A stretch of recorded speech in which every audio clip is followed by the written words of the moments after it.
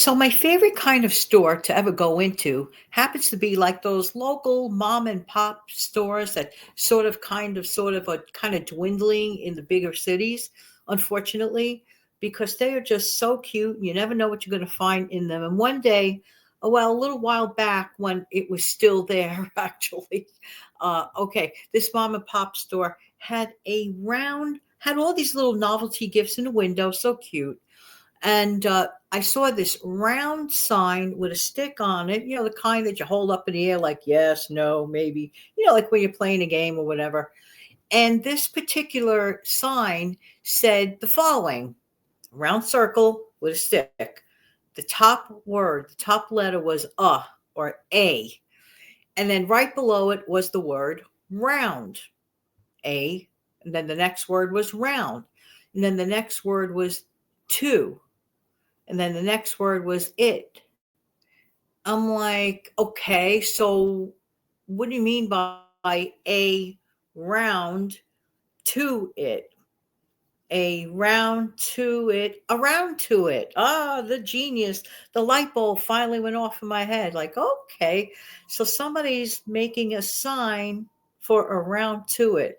Then I realized what is sort of like a gag sign. How many times in our lives have we ever said, oh, I'll take care of that matter when I get a round to it? So that was a round, the circle sign, right? To it. It actually kind of makes a lot of sense in a cute little way. But how many times have we procrastinated to do things? But sometimes our procrastination causes us to lose money unwittingly. We don't realize it, not just time, effort, and energy, but even money. I'll give you an example.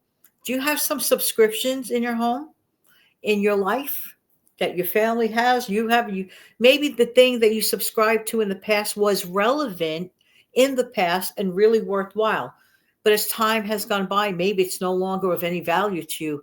But yet, month in, month out, month in, month out, the money comes out of your account.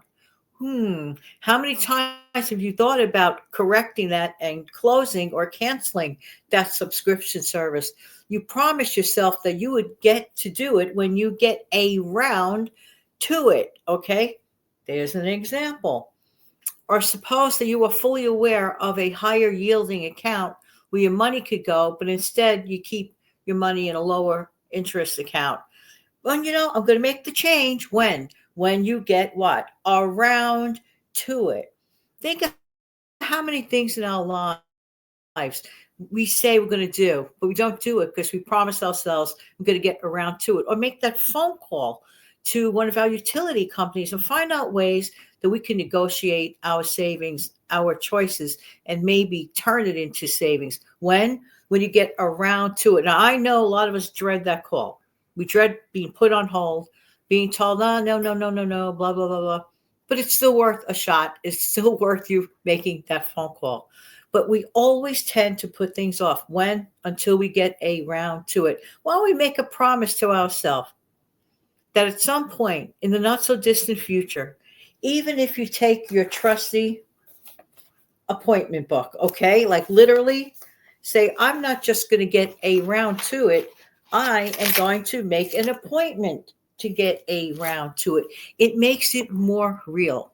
So think about that sign that someone carries that's called a round to it.